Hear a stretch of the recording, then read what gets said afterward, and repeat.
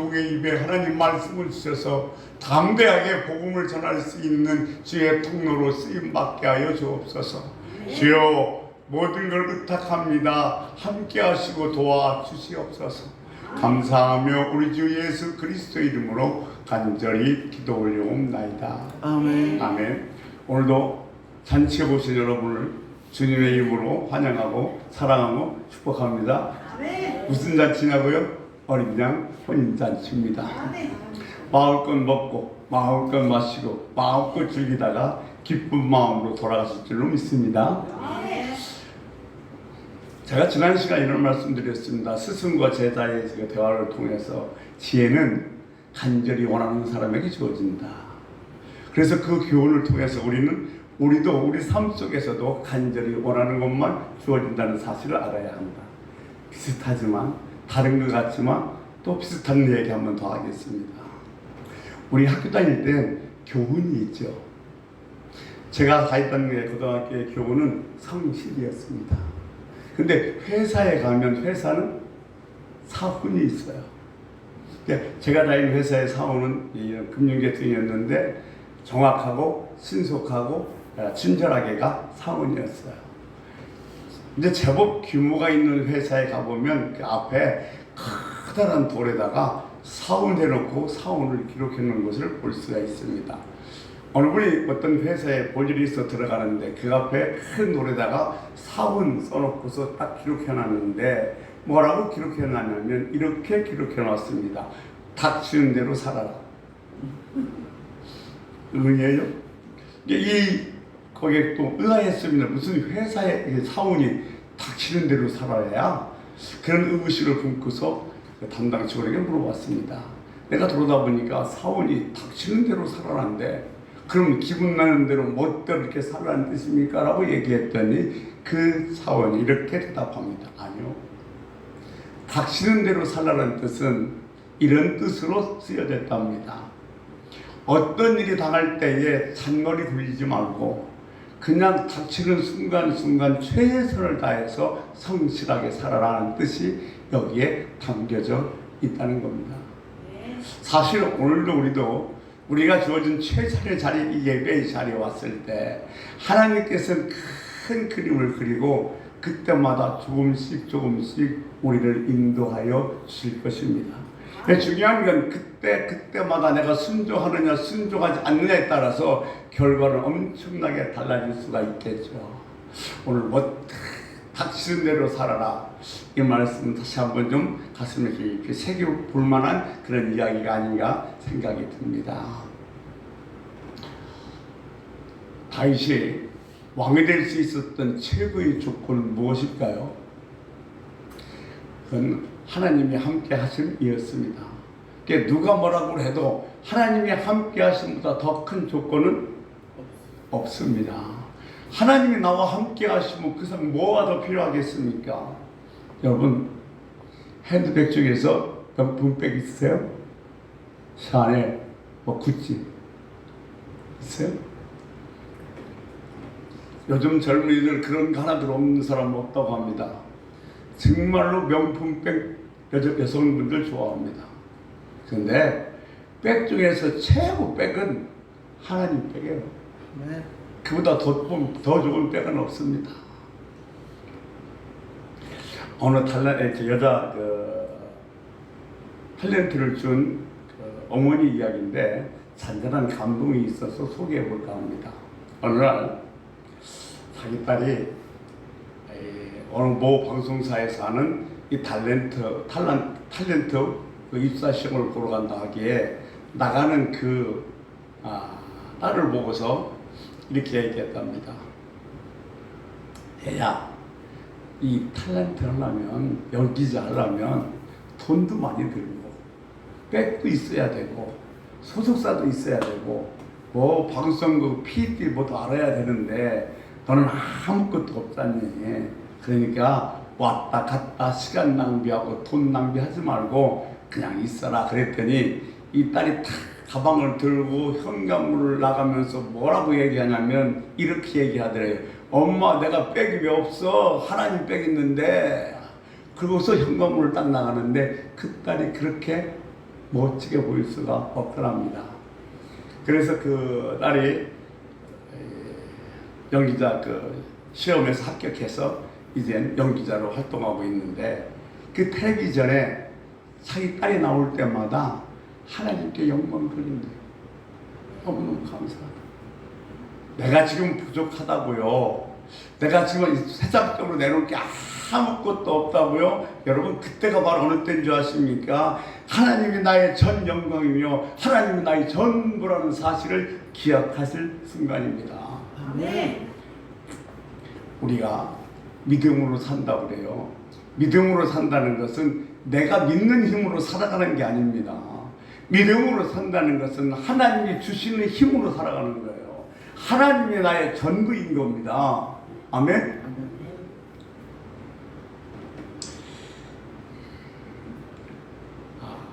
다윗을 하나님께서 일찍이 기름 부었어요.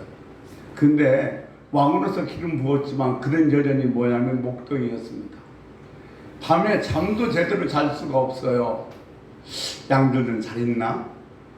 혹시 사나운 그 동물이 담장을 넘어오는 건 아닌가? 이런 삶을 매일 살아가는데 그 삶에 무슨 기약이 있었겠습니까? 그런데 어느 날 하나님이 다윗을 갖다가 왕국으로 옮겨버립니다. 그러나 여러분, 하나님이 어느 날 갑자기 다윗에게 왕권을 씌워줬다고 생각해서는 안 됩니다. 왜냐하면 이 다윗은요, 소외된 자들을 섬기는 것부터 배웠고, 전쟁에서 어떻게 승리해야 되는 것을 배웠고, 다 배운 다음에 때가 되니 하나님께서 왕의 자리에 앉혀놓은 줄로 믿습니다.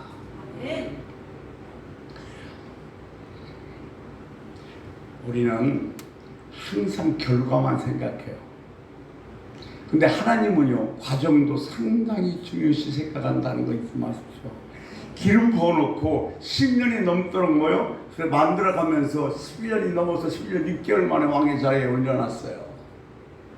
우리도 뭘 하든지 결과만 좋으면 된다는 식은 안 됩니다.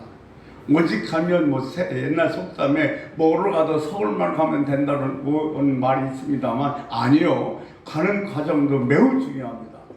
서울을 가는데 어떤 방법으로 무엇을 타고 어떻게 갔는가, 그것이 가는 것보다 더 중요하다는 겁니다. 우리 주님은 과정을 매우 중요시하시는 분인 줄로 아시기 바랍니다. 주님도 어느 날 갑자기 이렇게 하지 않아요. 지금 제가 50kg짜리 물건을 들을 수가 없어요. 못 들어요, 저. 그런데 그 50kg짜리 물건을 들게 해달라고 매일 하나님 들게 해주세요. 들게 해주세요. 예수님 들을지다. 그러다 들어줘요? 안 들어줘요. 그러면 어떻게 해야 되냐면 매일 오늘은 10kg, 좀 이따 15kg, 20kg 이렇게 부지런히 좀 무게를 올리면서 연습한 다음에 나중엔 50kg를 들 수 있는 것처럼, 하나님께서 어느 날 갑자기는 없습니다. 과정이 중요하다는 사실을 알아야 됩니다. 오늘 참 제가 생각할 때는 우리나라의 많은 신앙인들이나 아니면 또 목사님도 대박 신앙이 문제예요. 대박 신앙. 한 방에 끝내려고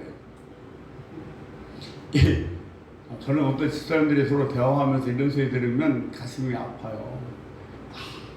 내가 그렇게 기도하는데 하나님 왜 나한테 로또 당첨번호를 안 이렇게 주시는 거야? 아이고야. 저희 부부는 한 가지 원칙이 있습니다. 누가 와서 기가 막힌 제의를 합니다. 이걸 하면 정말 대박 나요. 목사님 한 달만 있으면요 엄청나게 돈 들어옵니다. 아이고 목사님 믿음으로 한번 해보셔. 그러는데 그때마다 저희 부부는 그렇게 좋은 것이 우리 가족을 차례가 없다. 오면 중간에 누가 먹어도 다 먹었지 그것이 나까지는 없다. 그러니까 여러분 대박 없어요. 한나라 왕이 백성들이 무지를 깨우치기 위해서 100명의 학자들을 모여서 내 백성들이 무지를 깨우치는 지혜를 줘야 되겠다. 너희들이 책을 만들어라 그랬더니 100명의 학자들이 모여서 열심히 책을 만들었는데 12권이 나왔어요.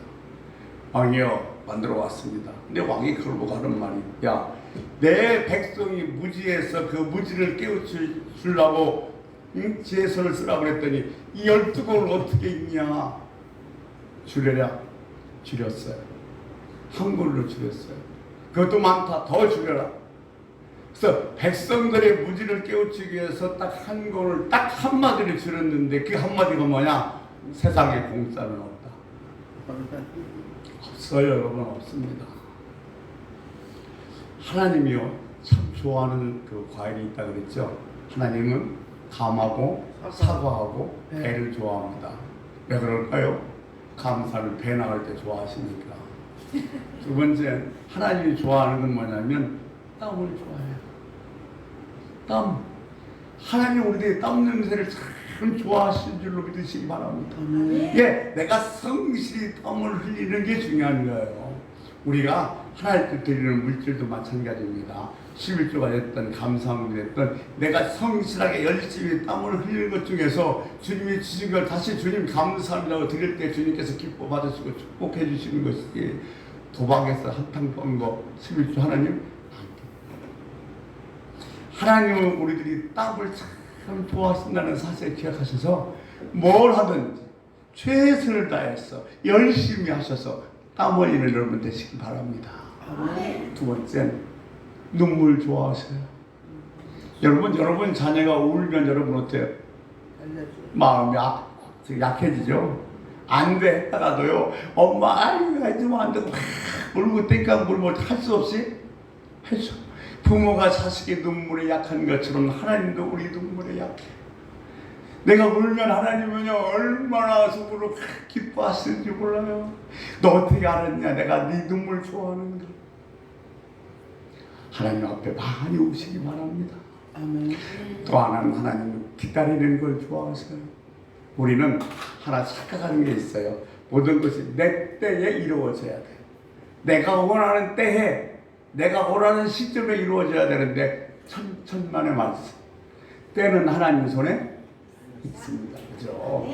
내 때가 아니라 하나님 때예요. 그러므로 우리는 그 하나님 때가 기다려 오기를 뭐 하는 거예요? 기다려야 돼요. 내가 그래 나는 열심히 했어. 그러나 하나님 때는 내게 있는 것이 아니라 하나님께 있습니다. 그 때를 기다릴 때 하나님께서 때가 차면 반드시 그 자리에 서고 그 일을 바꿔줄 줄로 믿습니다. 아멘. 우리는 우리 삶의 본질부터 하루하루 성실하게 살아가야 돼. 내가 주어진 곳에서 최선을 다해서 땀 흘리면서 때로 슬프면 울면서 참으면서 기다릴 때 하나님은 때가 되면 그 자리를 내가 원하는 것으로 바꿔줄 줄로 믿습니다. 아멘. 주님을 이렇게 공개적인 자석에서 만나면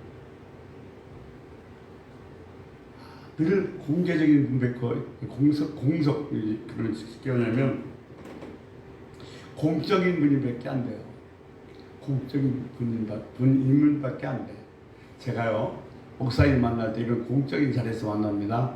무슨 성교회 모임 아니면 뭐 안수식 노회 가서 만나면 그냥 그 공식적에서 만난 목사님은 안녕하세요. 아이 목사 안녕하십니까? 그걸 끝나요. 그런데 나랑 개별적으로 만나서 커피도 마시고 밥도 먹으면서 이런 목회 이야기, 생활 이야기하다 보면 어떻게 돼요? 친해져요. 마찬가지로 여러분. 이런 공식적인 자리에서 하나님만 만나면 하나님은요 공식적인 분이에요. 하나님과 정말로 친밀해지기 위해서는 하나님과 1대1의 만남이 있어야 돼요. 이런 얘기를 하면 좀 그렇습니다만 하나님과 은밀히 만난 연애의 스토리가 있어야 돼요. 내가 이렇게 했대. 하나님이 이렇게 해줘서 내가 이렇게 했을 때 하나님이 이렇게 이런 연애 스토리가 있어야 되니까요. 그럴 때 비로소 우리 주님과 친밀해질 줄로 믿습니다. 네. 여러분 제가 부족하지만 목회하면서 책을 2권 썼어요. 하나는 신앙의 메시지에서 이런 것보다 더 많이 받은 은혜 그래서 하나 썼고 또 하나는 양의 문이라고 해서 신학주제를 썼었는데 그 신앙 에세이 같은 것 이런 것보다 더 많이 받은 은혜 같은 게 바로 뭐냐면 그 연애 스토리예요. 내가 이렇게 하나님 이렇게 만나서 이런 일이 있었다. 사랑하는 성도 여러분, 이런 스토리가 있으시기 바랍니다. 하나님과 내가 이때를 만난 스토리. 그럴 때 우리는 주님과 친밀해질 수 있음을 믿습니다. 자, 지난 시간에 이렇게 계속해서 말씀드렸어요. 기적은 왜 어떻게 해서 우리는 기적이 일어나기를 원하는 건 왜 원하냐면 지금 내 문제가 해결되려고, 그리고 내 지금 병이 치료받기 위해서 기적을 원하는데 주님께서는 기적을 베푸는 이유, 첫 번째 하나님의 영광을 위해서, 두 번째 하나님의 살아계심을 보여주기 위해서, 세 번째 주님이 하나님의 아들인 메시아임을 알게 하여서, 네 번째 내 신앙을 성숙시키기 위해서 주님께서 이 기적을 베풀어 주신다고 말씀을 드렸습니다. 그래서 우리가 주님 앞에 기도할 때도 그렇게 기도할 수 있어야 됩니다. 하나님 영광 돌리겠습니다. 살아계심을 보여주옵소서. 주님이 하나님의 아들임을 다시 한번 확인하게 해주옵소서. 내 신앙이 성숙해지겠습니다. 이걸 고쳐주옵소서. 바꿔주시옵소서. 이렇게 기도할 수 있어야 합니다. 혼인잔치에서 가장 중요한 포도주가 떨어졌다. 두고두고 책망받을 그 잔치인데, 예수님이 그 자리에 계셔서 책망받을 잔치가 뭐요? 칭찬받는 잔치로 변했다. 오늘 본문에 보면 그러잖아요. 다른 데는 처음엔 좋은 술 포도주 내놨다가 좀 취하면 그 나중에는 어떻게 해요? 나쁜 술 내놓는데, 어떻게 이 잔치는 뭐요? 갈수록 좋은 포도주가 나오냐고 칭찬받는 잔치로 변했습니다. 그러니까 우리가 문제가 있었을 때 문제를 어떻게 대하냐에 따라서 그 문제가 문제로 끝날 수도 있지만 문제가 축복의 기회도 될 수 있다. 저는 정말 간절히 바라는 것은 여러분이 신앙생활하면서 문제가 생겼을 때마다 야! 큰일 났네. 어떻게 하면 좋지가 아니라 복 받을 게 생겼네. 이렇게 바뀌었으면 좋겠습니다. 아멘.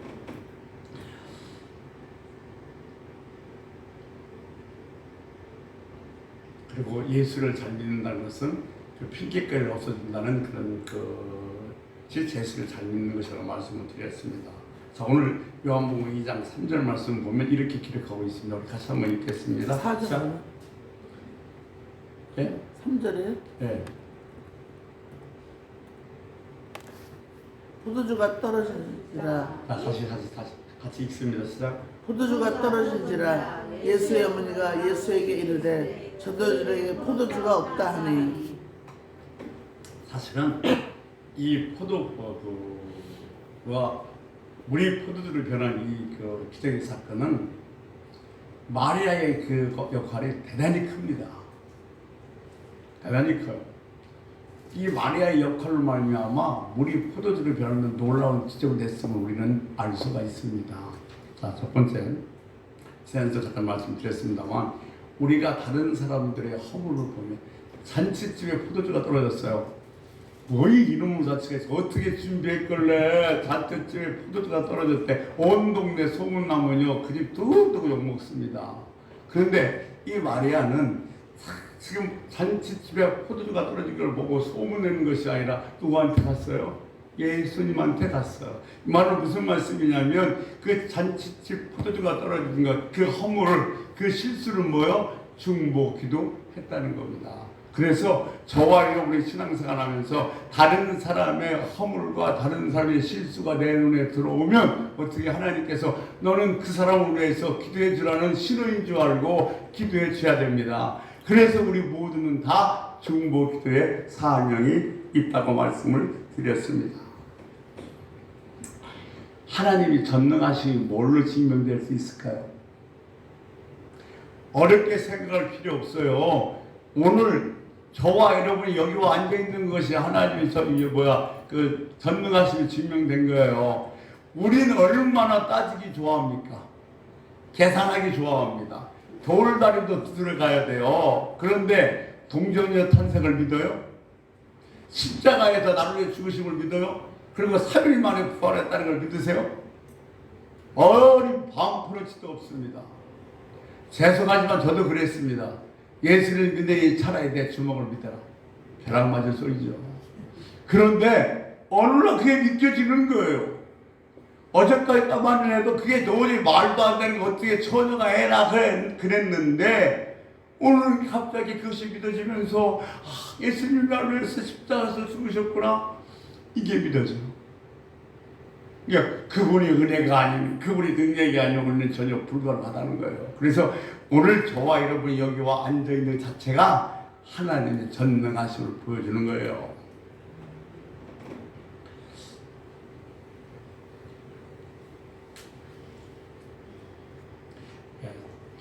제가 지난 시간에 이런 말씀 드렸어요.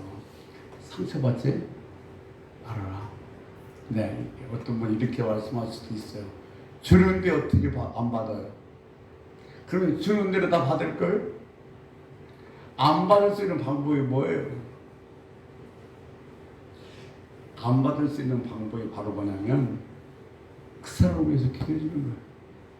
그 사람의 허물을 보면 하나님이 나보고 저 허물을 위해서 기도해 주라고 하시는가 보다. 하나님, 저 사람이 이런 허물이 있는데 고쳐주옵소서. 내가 대신 기도해야 돼요. 네, 그냥 이런 게 있어요. 에베소에 되면 분을 내어도 죄는 짓지 말고 분을 하루를 넘기지 말라고 그랬어요. 우리가 스키신들이 상처받은 말 딱 들으면 이 안에서 뭐가 나와? 분이 나와. 예, 분기 탱천하면요, 에이, 이게 썩어서 죄를 질 수밖에 없어요. 그런데 딱 상처받는 순간에, 아, 하나님이 기도해 주시라는구나. 죄야. 기도해 주면요, 분기 사라져요. 그리고 이 내가 들었던 그 분을 하루를 넘기지 않으면 절대로 그것은 상처가 되지 않습니다. 그 다음날도 내 마음속에 남아있으니까 그 상처가 점점 골맞고 또 골맞아서 아프고 나중에 엄청난 큰 상처를 변하는 것처럼 그때 해결하셔야 돼요. 그럴 땐 절대로 상처를 안 받을 줄로 믿습니다. 지금도 그런 프로 있나 모르겠어요. 극동방송에 보면 소망의 기도 시간이 나오고 있었어요. 지금도 있을까 모르겠어요. 근데 그건 어떤 프로그램이냐면 사회자가 있는데 시청자들이 사회로 보내는 거예요. 나 이런 문제 있는데 이걸 위해서 같이 기도해 주세요라고서 사회로 보내요. 그러면 여기에 진행하는 사회자 목사님이 그것을 읽고서 우리 다 함께 기도합시다 하는 그런 프로그램이에요. 근데 어느 날 이런 사연이 올라왔어요. 한 나이 드신 권사님이 교회를 가는데, 지금은 뭐 저 교회가 높으면 엘리베이터 있지만 그 당시에는 다 층계로 되어 있지 않습니까? 이게 무릎이 아픈데 층계를 걸어가기가 너무 힘들다는 거예요. 그래서 이 무릎 통증 좀 해결해 좀 사라지게 해달라고 기도를 부탁합니다고 얘기했어요. 그래서 이제 사회자 목사님 얘기하고 전부 다 그렇게 통성으로 합심 기도하는데, 어느 집사님이 그 방송을 듣다 이런 생각이 들었어요. 자기도 무릎이 아파서 견딜 수가 없거든요. 그러니까 나도 무릎이 아파서 이렇게 어려운데 저분이 무릎 아프면 교회에 올라가기가 얼마나 힘들까 이렇게 생각을 했어요. 그래서 정말로 자기 아픈 것처럼 그 사람을 위해서 기도해 줬어요. 얼마나 힘들겠어요. 그 권사님 무릎 좀 낫게 해주세요. 간절히 기도하고 예수님의 이름으로 기도하면 다 끝났어요. 기도가 끝났을 때 자리에서 딱 일어나는데, 이 무릎이 아파서 자기도 자리에서 일어날 때 시큰거려서 자기 일어날 수가 없는데 걷더니 일어나는 거예요. 걸을 때마다 아팠는데도 괜찮아요. 지금 이 집사님은 아픈 권사님을 위해서 중보 기도하다가 자기 병이 나버린 거예요. 이게 이 중보 기도하는 사람에게는 축복의 은혜가 있습니다. 축복의 원리가 있어요. 중보 기도한 다른 사람을 위해서 기도하면 내 삶에 은혜가 있습니다. 다른 사람을 위해서 기도해서 그 기도로 해결되면 기쁨이 있어요. 내가 기도해서 다른 사람의 문제가 해결됐을 기쁨이 있어요. 그리고 내가 다른 사람을 위해서 기도해주면 그 사람도 나를 위해서 기도를 해줍니다. 그래서 이게 바로 중보 기도의 유익인데, 여러분 눈에 보는 것마다 나는 무슨 사명이 있다? 중보 기도 사명이 있다는 사실을 깨달아서 다른 사람을 위해서 많이 기도할 수 있는 은혜가 있길 축원합니다. 아멘. 우리 저 사람이 이렇게 해서 얘기했으면 좋겠어. 이제 내가 기도해 드리겠습니다.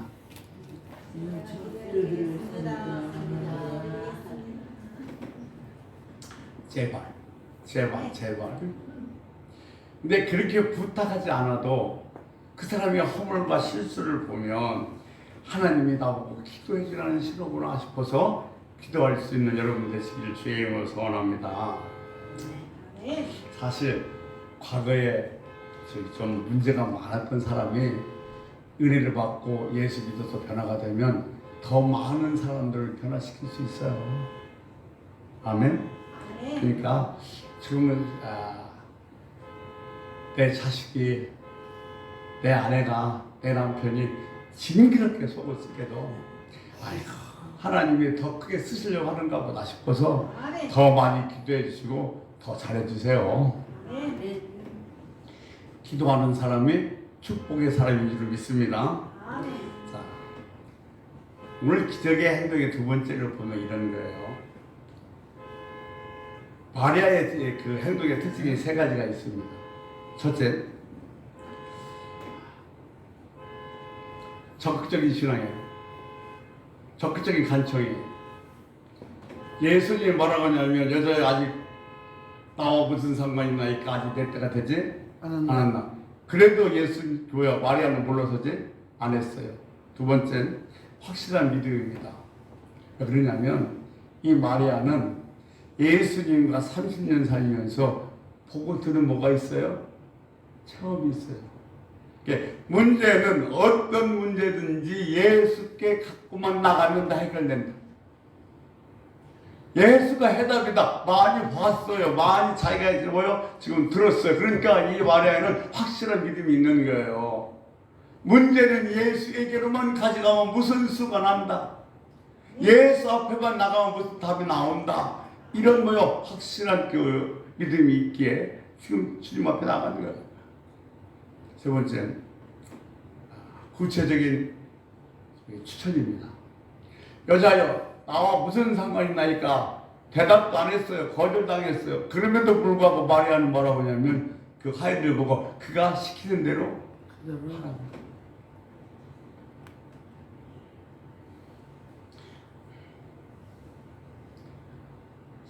이 마리아가 자기 경험이 참 중요한 거예요.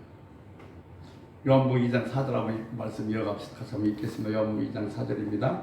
예수께서 이르시되 여자여 나와 무슨 상관이 있나이까 내 때가 아직 이르지 아니하였나이다. 무슨 상관이 있나이까 거절했어요. 근데 그럼에도 불구하고 마리아는 일반적으로 하인들에게 뭐라고 얘기해요? 무슨 일든지 그가 시키는 대로 하라고 하고 있어요. 예수님에게서 대답도 기다리지 않고서 그냥 그렇게 얘기하고 마리아는 가버렸어. 이게 뭐냐면 바로 예수님과 함께 지내면서 배운 진리예요. 앞서 말씀드렸던 문제는 예수께만 가져가면 무슨 수가 나도 수가 난다는 거예요. 여러분, 문제 있으면 문제 때문에 그냥 주눅들지 말고 오늘 이 마리아처럼 예수께만 가져가면 무슨 수든지 수가 난다. 그런 확실한 믿음을 가지고 주님 앞에 나오시기를 주의 이름으로 축원합니다. 아멘. 누가복음 5장 4절에 보면 이런 얘기가 나와요. 지금 물고기 잡는 일과 예수님과 무슨 상관이 있습니까? 예수님은 목수 출신이에요. 근데 베드로는 어부예요. 밤이 맞도록 고기 한 마리 못 잡았어요. 그런 베드로 보고 주님께서 뭐라고 말씀하시냐면 저 깊은 곳에 들어가서 그물을 내려서 고기를 잡으라고 해요. 그런데 이 이야기는 어부들의 상식에서는 도대체 맞지 않는 일이에요. 낮에는 더군다나 고기가 없어요. 깊은 곳에는 고기가 없습니다. 근데 주님께서 뭐라고 말씀하시냐면 깊은 곳에 가서 그물을 내려라 그랬더니 상식적으로 안 맞는 말인데 순종했더니 그물이 찢어지도록 고기가 잡혔어요. 여러분, 믿음 그 다음에 중요한 건 순종입니다. 이게 상식에 맞아 안 맞아 이치에 맞아 안 맞아 이거 따지지 마세요. 이거 따져서 언제 순종하시겠습니까? 예수님의 말씀이라면 그냥 순종하십시오.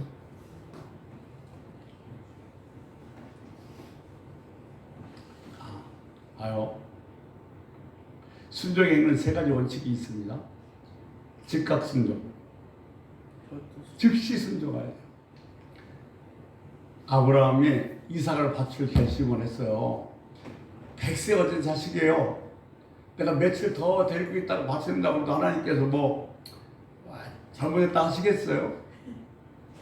그런데 그 새벽날 즉시 자기 자식을 데리고 100세 얻은 귀한 자식을 데리고서 어디로 가냐? 벌떼 모리아산으로 가요. 여러분, 왜 즉시 순종해야 되냐면 순종을 미루면 반드시 그 사이에 마귀가 끼어들게 돼 있어요. 하나님의 뜻이다, 하나님이 하라고 하실 것이다 그러면 즉각 순종하셔야지, 뒤로 밀리면 마귀의 방해 때문에 결국 순종할 수 없게 되어진다는 겁니다. 두 번째, 절대적 순종입니다. 무조건 순종이에요. 이것저것 따지지 마십시오. 내 경험에서 경험에 비춰보니까 그건 안 되는데, 아니요. 내가 아니라 주님이 주관자입니다. 그러니까 무조건 순종. 세 번째, 끝까지 순종. 하다가 어느 정도 하다가 안 되면 중간에 우리는 포기를 많이 해야 되는데, 아니요. 순종은 즉각 순종, 절대적 순종, 그 다음에 끝까지 순종인 줄로 믿습니다. 그 순종에서 주님에게 놀라운 은총 받는 복된 여러분 되시기를 주의로 축원합니다. 아멘. 여기서 우리 하나하나 또 짚고 넘어갈 것은 뭐냐면, 우리 요한복음 2장 6절의 말씀에 보면 이렇게 기록되어 있어요. 뭐라고 기록되어 있나 보면 같이 한번 보겠습니다. 시작. 거기에 유대인의 정결 예식을 따라 두세 통 드는 돌 항아리 6이 놓였는지라. 아멘. 이스라엘 백성들은 정결한 백성입니다. 밖에서 나왔다가 집으로 들어갈 땐 정결 예식을 해야 됩니다. 쉽게 얘기하면 밖에서 나왔다가 거기는 그 명하는 땅에 먼지도 많으니까 손발을 씻고 들어가야 됩니다. 이것이 신학적 의미는 뭐냐면, 우리가 밖에서 가졌던 모든 마음과 그 생각을 다 씻어버린다는 의미가 있습니다. 그러니까 지금 여기 있는 사람들은 포도주 떨어진 거 말았지, 정결 예식을 실행하는 데 있어야 될 물이 떨어진 줄은 몰랐다는 거예요. 그러니까 포도주보다 더 중요한 것이 정결 예식을 하는 물입니다. 왜냐하면 이것은 하나님이 명령하신 그 계명이에요. 그래서 손과 발, 마음과 생각을 다 씻어야 되는데, 거기에 물 떨어진 거 모르고 지금 당장 자기들이 필요한 포도주 떨어진 것만 알았다는 거예요. 우리도 잘 한번 생각해 보세요. 나는 지금 내가 필요한 것만 생각하지 주님의 뜻은 무엇인지를 알려고 하지 않아요. 지금 내가 원하는 것만으로 다 원하지, 주님이 지금 이거 무슨 뜻 때문에, 무슨 이유 때문에 이러셨는가, 그 이유는 뜻은 알려고 하지 않아요. 여러분, 하나님 말씀이 먼저입니다. 하나님의 뜻이 우선입니다. 내가 중요한 게 아니에요.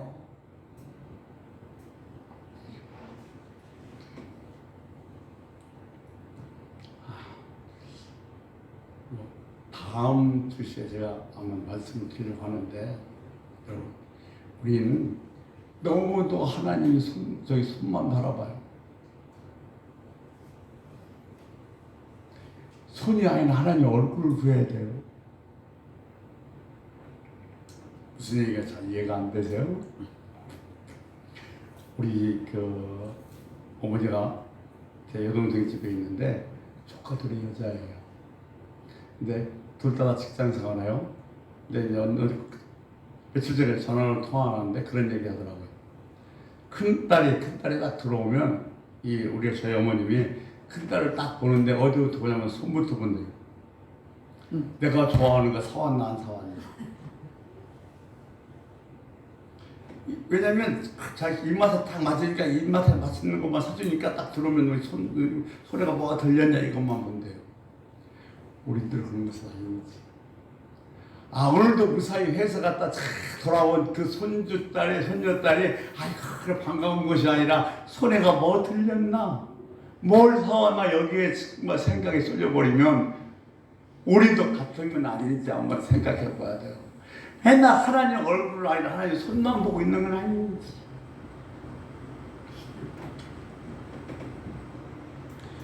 우리도 깊이 생각해야 될 것은, 우리도 우리에게 필요한 것만 따져보고 하나님의 뜻은 묻지도 않고 있는 것은 아닌지 한번 깊게 생각할 수 있는 은혜가 있길 주의 이름으로 소원합니다. 하나님의 뜻이 우선돼야 돼요. 하나님의 말씀이 우선돼야 됩니다. 마태복음 5장 17절 말씀 보면 뭐라고 말씀하셨냐면 내가 그 율법이나 선지자를 폐하러 온 것이 아니라 완성시키러 왔다고 그랬어요. 그러므로 이미 그 항아리에서 결례하는 것은 중요한 일이기 때문에 그것도 내가 완성시키러 왔지 내가 그걸 폐하러 온 건 아니라는 겁니다. 중요한 것 하나 살펴봅시다. 지금 여기에서 정말 중요한 것은 마리아의 권면이 있었기 때문에 그래요. 하인들에게 그가 시키는 대로 하라는 권면이 있었어요. 사랑하는 성도 여러분, 여기에서 보세요. 이치 안 맞는 게 두 가지 있어요. 뭐가 떨어졌어요? 포도주가 떨어졌어요. 근데 항아리에다 물을 채우래요. 뭐가 자칫하게 떨어졌어요? 포도주가 떨어졌어요. 근데 뭘 갖다 주래요? 물 갖다 주래요. 이건 이치적으로 생각하면 말도 안 돼요. 무슨 소리냐고 할 텐데 그 전에 마리아가 뭐라고 그러냐면 하인들에게 그가 시키는 대로 하라는 권면이 있었기에 그들의 상식과 이치에 맞지 않지만 항아리에 물을 채우고 그 물을 떠서 산자리에 갖다 줘서 물이 포도주로 변하는 놀라운 역사가 일어나게 된 거예요. 여러분, 교회는 체험 있는 신앙을 가진 사람과 체험 없는 신앙을 가진 사람이 있습니다. 그러면 이 체험 있는 신앙을 가진 사람은 내가 체험해봤잖아요. 그러니까 체험 없는 신앙을 가진 사람들에게 권면해서 세워줄 수 있어야 돼요. 내가 체험했으니까 나 이런 체험이 있어, 나 이 놀라운 이런 게 있어, 막 이 간증을 하는 게 아니라 자랑하는 게 아니라 내가 그런 체험이 있으면 체험 없는 신앙이 우리 성도를 뭐요? 권면해 줘야 돼. 여러분의 권면 한마디가 사람을 살릴 수도 있고 죽일 수도 있는 거예요. 오늘 이 가나안 혼인 잔치에 포도주가 떨어진 것은 이 마리아의 그 귀한 권면 한마디였어요. 그가 시키는 대로 하라. 그러기에 이 하인들은 말도 안 되는 물을 떠다 잔치자리에 가지고 간 겁니다. 제 얘기만 하고 말씀 마칠게요. 유명한 얘기 열왕기하 5장에 보면 나만 장군이 나옵니다. 나만 장군이 뭐 걸렸어요? 문둥병 걸렸어요. 근데 엘리사 이야기를 듣고서 그 문둥병을 고치려고 왔어요. 그래서 선물도 가지고 왔습니다. 그러면 이 나만은요 애굽의 군대 장관이라면 국무총리격입니다. 대단한 사람입니다. 어깨는 그냥 휴장에 붙고 훈장에 주렁주렁 달렸어요. 그리고 왔다 그랬는데 이 엘리야가 튀어나오는 것이 아니라 얼굴도 안 내밀면서 뭐라고 그러냐면 요단강에 가서 7번 물을 세요. 그러니까 이 나만이 있다가 우리나라에 가면 더 깨끗한 그 강이 있는데 여기 왜 들어가냐고 돌아가려고 하자 옆에 따라왔던 여종이 이렇게 얘기합니다. 주인님, 불치병이에요. 지금도 몸이 썩어져가는 저질병이에요. 그 병이 나올 수 있다면 강물에 들어가는 게 예사입니까? 7번이나 70번이라도 들어갈 수 있죠. 그 권면에 나만이 뭐요? 요단강 강물에 들어가서 피부가 어린아이처럼 하얗게 됐다고 그랬어요. 이게 어린 그 종의 말 한마디 그 권면이 문둥병으로 평생 고생해야 될 나만을 뭐 하는 거예요? 살렸던 거예요. 여러분, 내 한마디가 내가 어떻게 말하냐 그 한마디가 내 남편을, 내 자녀를, 내 아내를 살릴 수도 있고 죽일 수도 있어요. 여러분이 살리는 권면할 수 있는 주의 백성이 되시기를 주의 축원합니다. 아멘. 내 이 권면 한마디에 내 아들이, 내 남편이, 내 이웃 성도가, 내 이웃이 정말 생명이 달렸다. 나는 이제부터 살리는 권면만 하면서 살겠다. 이렇게 결심하신 여러분 되시기를 주의 이름으로 소원합니다. 우리 함께 기도합시다.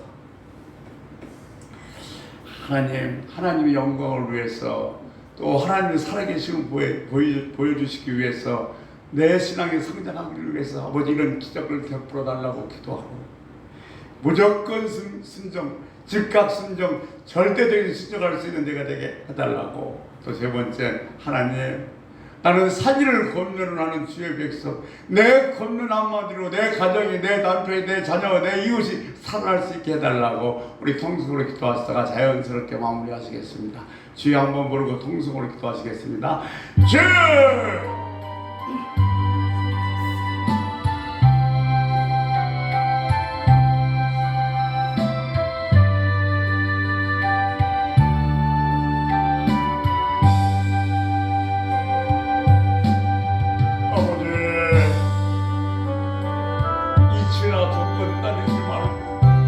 하나님의 말씀이라면 무조건 순종할 수 있는 그런 믿음, 그런 아버지 하나님이여 성령 충만히 있어지게 하여 주시옵소서.